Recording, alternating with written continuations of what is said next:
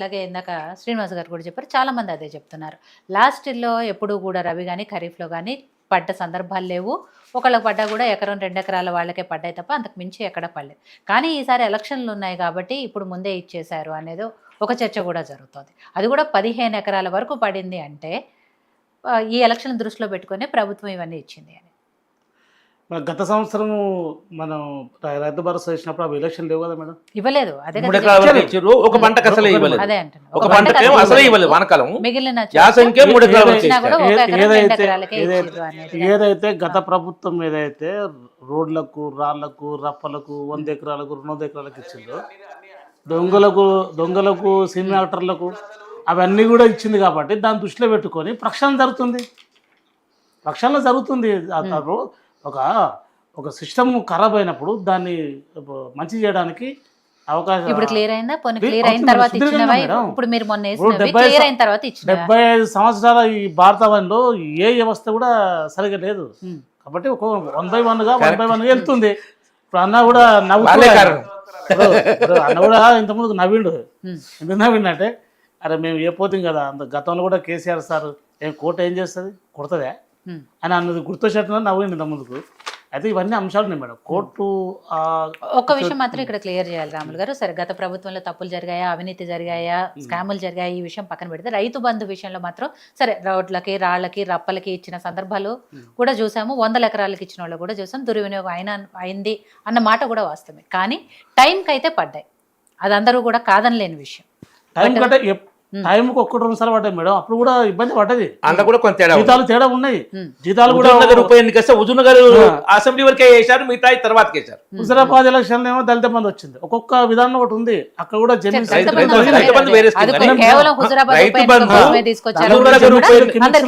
బంధు హుజూర్ నగర్ ఉప ఎన్నిక టైంలో only Huzur Nagar assembly constituency, మిగతా వాళ్ళకి హుజూర్ నగర్ రైతు బంధు అనట్లేదు. అది చూసారు. వాసాల మరి అనే ఊరు మొత్తాన్ని కూడా 10 లక్షలు ఇచ్చేసారు.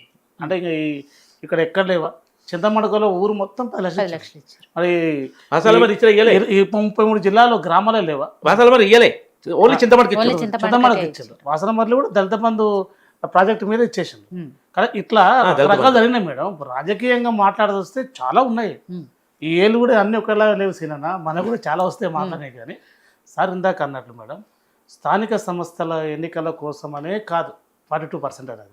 ఇది దీర్ఘకాలికంగా భారతదేశ వ్యాప్తంగా, ఎందుకంటే యోయోటీవీ ద్వారా సార్ చెప్పారు, పార్టీ పరంగా మా వాయిస్ వెళ్ళాలి.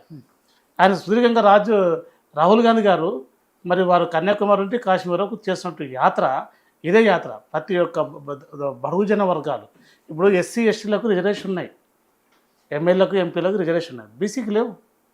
బీసీలో ఇప్పటిదాకా లేవు.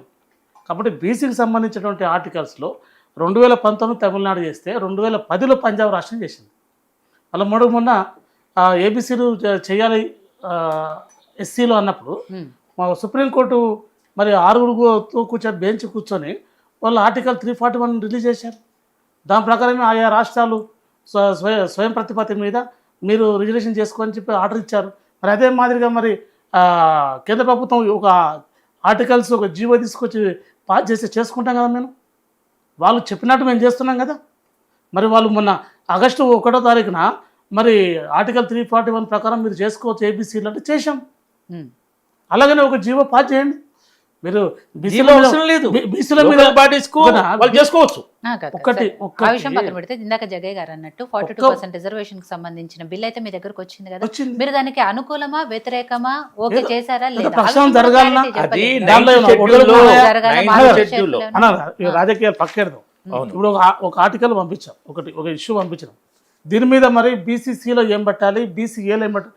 ఇందాక మీరు అంటున్నారు దళిత క్రిస్టియన్లు అంటున్నారు, ముస్లిం క్రిస్టియన్లు అంటారు.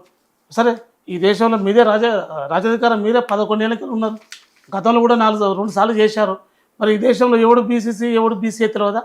బీసీ ఈడబ్ల్యూఎస్ వచ్చింది తెలియదా? ఇవన్నీ కూడా అంశాలు ఉన్నాయి కదా. కాబట్టి రాజ్యాంగ పరిధిలో ఉన్నటువంటి అంశాలు ఉన్నాయి కదా. రాజ్యాంగ నిర్మాత బాబాసాహెబ్ అంబేద్కర్ గారు ఎప్పుడో రాశారు కదా. వాటిలో ఒడిదుడుకులు ఏంటి, ఏం చేయాలనేది. మహిళా రిజర్వేషన్ అన్నారు. మహిళా రిజర్వేషన్ అప్పుడు చాలా కాలం నుంచి వస్తున్నప్పుడు మొన్న రాజ్యసభ మరి పార్లమెంట్ సాక్షిగా ఒక ఆమోదం తీసుకొచ్చారు, 2020 చేస్తా ఉన్నారు. అవును. మీకు ఒక టైం పెట్టండి. 2028లో మహిళా బిల్లు పెడతాం 33% అని చెప్పారు. దానికి అన్ని పార్టీలు స్వాగతం పలికాయి. ప్రజా సంఘాలు, సార్ లాంటి వాళ్ళు, ప్రజాస్వామ్యవాదులు ఎంతమంది మరి మతాలకు కులాలకు చేశారు. చాలా సంతోషం. అట్లా ఒక డేట్ పెట్టండి అమలుకు. ఇప్పుడు ఒకటి మేడం, జనగణన దీంతో ఉంది, ఈ చేసే బాధ్యత ఉంది. మేము బాధ్యత గుర్తు చేస్తున్నాం. మరి మీతోనే మేము పోరాటది ఎప్పుడంటే ఎలక్షన్లో మాత్రమే పోరాడతాం. ఆ ప్రజాక్షేత్రంలో ఎలక్షన్ వేరు, మరి ఇప్పుడు ఉన్నటువంటి ఆర్టికల్స్ వేరు, ఇప్పుడు ప్రజా సంక్షేమం వేరు, ప్రజా విధానం ఆ విధానం మంచిది. ఈ విధానంతో మాట్లాడతాం. మొన్న నారాయణపేటలో ఒక సభ జరిగినప్పుడు డికే అరుణ గారితో మరి బీజేపీ కేంద్ర ఉపాధ్యక్షురాలు మరి మహబూబ్నగర్ పార్లమెంటు సభ్యురాలతో అన్నాడు, అక్క అని సంబంధించాడు ఒక ముఖ్యమంత్రి గారు. ఆ హోదాను దిగి కూడా, సార్ అక్క నీ బీజేపీ పార్టీ ఉండొచ్చు, నా కాంగ్రెస్ పార్టీ ఉండొచ్చు, మనం అభివృద్ధిలో పోటీ పడదాం. అదే విధంగా ఎప్పుడైతే ఎలక్షన్లో మాత్రమే మనం విమర్శించుకున్నాం, అభివృద్ధిలో మాత్రం కేంద్రం నుంచి నువ్వు తీసుకురా బడ్జెట్, రాష్ట్రం నుంచి నేను పెడతా, కలిసి పనిచేద్దాం, ఈ ప్రజల్లో ఉన్నటువంటి వ్యత్యాసాన్ని తీసేద్దాం, ఆర్థిక ఇబ్బందుల నుంచి బయటపడకూడదాం, సంక్షేమ రీతికి పోదాం అని ఒక పిలుపు. కేంద్రం ఏమి ఇవ్వలేదు, గుండు సున్నా ఇచ్చింది, గాడిద గుడ్డి ఇచ్చినప్పుడు మనం మాట్లాడతారు. ఇవ్వలేనే కదా ఇప్పుడు పెద్దన్న పాత్ర వహిస్తున్నారు. ఒక అక్క మా జేజమ్మ రామగుడి తీసుకురావాలి. ఒక రోడ్లు రైల్వేలు ఒకటే కాదు కదా, గూడు గూడు గుడ్డ, వీటి మీద ఫోకస్ చేయాలని కూడా ఆలోచన ఉంటుంది. ఇప్పుడు కాంగ్రెస్ పార్టీ విధానం ఇందిరమ్మ ఏంది, కుడు గుడ్డ గూడు ఈ అంశాలతో పోతుంది. కాబట్టి రాములు గారు 42% రిజర్వేషన్ కి సంబంధించి చెప్పడం మాత్రమే కాదు, చిత్తశుద్ధి ఉండాలి అనేది అందరూ కోరుకుంటున్న విషయం. నిజంగా చిత్తశుద్ధి ఉంటే ఈ స్థానిక సంస్థల ఎలక్షన్ సంబంధించి మేము ఇస్తాం, పార్టీలకు అతీతంగా. అన్ని పార్టీలు కూడా ఎందుకు ముందుకు రావట్లేదు? ఒకటి మేడం, ఇప్పుడు బీజేపీ పార్టీ ఆల్రెడీ అనౌన్స్ చేసింది. స్వయంగా ప్రధానమంత్రి గారే 3 months బ్యాక్ అనౌన్స్ చేశారు ఏమని, మేము చేస్తామని. అయితే అన్నప్పుడు ఇందాక మనం చర్చిస్తున్నప్పుడు సార్ అన్నట్లు ఈ స్థానిక సంస్థ ఎలక్షన్ల కోసము, లేదా ఎంపీ ఎలక్షన్ల కోసము, ఎమ్మెల్యేల ఎలక్షన్ల కోసము, ఎమ్మెల్సీ ఎలక్షన్ల కోసము రిజర్వేషన్లు కాదు మేడం. రిజర్వేషన్లు పుట్టుక అనేది ఆర్థిక స్వలంబన, ఆత్మగౌరవం, అదేవిధంగా మరి రాజ్యాధికార దిశగా మరి వెనకబడ్డ జాతులకు, మరి ఎక్కడో అడవులు ఉన్నటువంటి ట్రైబుల్కు, మరి ఈ సమాజానికి అవతల అంటే ఊరికి అవతల వెళ్ళేటటువంటి వెలిబాడలో ఉన్నటువంటి వారికి, మహిళలకు, మహిళా మనులకు అందరికీ రిజర్వేషన్ అందాలనేది ఆలోచన తప్ప ఇది స్థానిక సమస్య ఎలక్షన్లకు గురించి చేసేది కాదు మేడం. ఇది సుదీర్ఘంగా ఉన్నటువంటి సమస్య. ఇది ఈ సమస్యను పరిష్కరించే బాధ్యత కేంద్రమే ఉంది. కరెక్ట్, సుదీర్ఘంగా ఉన్న సమస్య కేంద్రం నుంచి రావాలి. అదేది ఓవరాల్ స్థానిక సంస్థల ఎలక్షన్కి సంబంధించి అలాంటివి ఏవి లేవు కాబట్టి పార్టీలు ఎందుకు ముందుకు వస్తలేవు అనేది ఇందాక జగ్గయ్య గారు అడిగిన విషయం. అవును సార్, ఇప్పుడు పార్టీలకు సంబంధించి వారు ఎలక్షన్ కమిషన్కి వెళ్ళి ఎవరన్నా బీఆర్ఎస్ పార్టీ కానీ, మరి బీజేపీ పార్టీ కానీ, మరి మిగతా పార్టీలు ఉన్నాయి కదా, మరి వారు ఒక్కసారి పోయి వారు అప్పీల్ చేశారా? అదే అడిగారు, అన్ని పార్టీలను అడిగారు. ఓన్లీ కాంగ్రెస్ మిమ్మల్ని అడుగుతలేము, వాళ్ళని అడుగుతున్నాం. ప్రతిపక్షాలకు బీసీల మీద ప్రేమ ఉంది, మేము కాదంటలేము, ఉంది, ఖచ్చితంగా ఉంది. అలా అన్నప్పుడు అమెండ్మెంట్ చేయండి, ఇంప్లిమెంట్ చేయండి, మరి ఈ విధంగా చేయండి, దీనికి సంబంధించి ఒక ఆర్టికల్ జీవో తీసుకురండి అనేటువంటిది ఎవరిని అడిగారా? ఇవన్నీ ఉంటాయి మేడం. కాబట్టి ఒక్క రిజర్వేషన్ రిజర్వేషన్ అనేది మరొకసారి గుర్తు చేస్తున్నాం, అది స్థానిక ఎన్నికల కోసము, ఎమ్మెల్యే ఎలక్షన్లు కాదు మేడం. మొదటగా విద్యాపరంగా, ఉద్యోగపరంగా, ఉద్యోగం, ఉపాధి పరంగా, అదేవిధంగా రాజ్యాధికార పరంగా తీసుకున్నటువంటి అంశాలు ఇవన్నీ ఉన్నాయి మేడం. మొన్న ఏదైతే పార్లమెంటులో ఉన్నటువంటి ఆ పెద్దలు 341 ఆర్టికల్ ప్రకారం చేయండి అన్నారో అట్లా వాళ్ళు బీసీల మీద ప్రేమతో చేస్తే అయిపోతుంది. లేదా ఇప్పుడు అన్నగారు అన్నట్లు మరి క్రిస్టియన్లు, ముస్లింలు వీళ్ళంతా తీసుకున్నారు, వారికి వ్యతిరేకం అంటే ఇట్లా మాట్లాడుతుంది. అంటే మేము వాళ్ళ లెక్క ఎటుపోయింది అని అడిగారు. దాంట్లో ముస్లింస్ చేర్చారు బీసీల. మేడం బీసీల ముస్లింస్ చేశారంటే ఇప్పుడు కాదు మేడం, అది పకీరోళ్ళు మేడం బీసీలు. ఏం సార్ దూదేకులు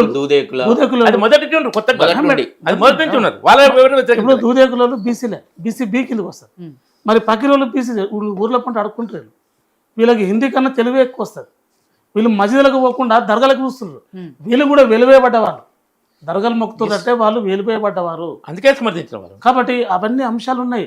మీరు సుదీర్ఘంగా మీకు ఒక న్యాయ వ్యవస్థ ఉంది, మీ దగ్గర ఒక జ్యుడిషియల్ వ్యవస్థ ఉంది, కూర్చొని మాట్లాడండి. రైట్. మీరన్నా దూదేకులదో లేకపోతే ఇంకో కులం దాన్ని చేర్చడంలో ఎక్కడ కూడా రామరెడ్డి గారు తప్పు పట్ల. ఆయన అడిగింది అంటే బీసీ క్రిస్టియన్ల సంఖ్య ఎటుపోయింది ఈ రిజర్వేషన్ల దాంట్లో?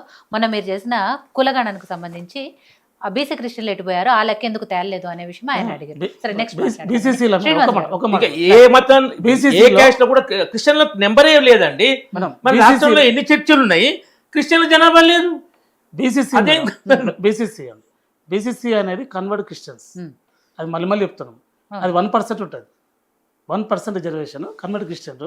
మరి ఈ దేశ రాజ్యాంగం భారతదేశం పరిపాలిస్తున్న మరి కేంద్ర ప్రభుత్వం ఎవరు అనేది ఎందుకు లెక్క చేస్తలేదు? వాళ్ళకు హ్యూమన్ రైట్స్ ఉంది కదా, హ్యూమన్ కమిషన్ ఉంది కదా, బీసీ కమిషన్ ఉంది కదా, సెంట్రల్ బీసీ కమిషన్ ఉంది కదా, సెంట్రల్ ఎస్సీ కమిషన్ ఉంది కదా, సెంట్రల్ ఎస్టీ కమిషన్ ఉంది కదా, సెంట్రల్ మైనార్టీ కమిషన్ ఉంది కదా. మరి దాన్ని ఎందుకు గుర్తించలేకపోతుండ్రు? దానిలో ఉన్న వాళ్ళు 1% ఎవరు? ఆ 1% అనేది కూడా గుర్తించాలనేది మేము మా డిమాండ్ కూడా అదే. బీసీలకు వస్తారు కదా ఎట్లాగో వాళ్ళు వస్తారా కదా, గుర్తించాలి మీరు. Converted into Christianity comes into BC category. Right. సరే శ్రీనివాస్ గారు, ఇక్కడ బీఆర్ఎస్ పార్టీ కూడా ఎంతసేపటికి ప్రభుత్వ వైఫల్యాలు ఉన్నాయి, అవి ఇవ్వలేదు ఇవి ఇవ్వలేదు, ప్రజల్లో వ్యతిరేకత ఉంది కాబట్టి, ఓడిపోతామనే భయం ఉంది కాబట్టి ఎన్నికలకు వెళ్ళట్లేదు, ఇవన్నీ కూడా చేస్తున్నారు. సరే అంతవరకు ఓకే, రాజకీయ పరంగా విమర్శలు చేస్తున్నారు. కానీ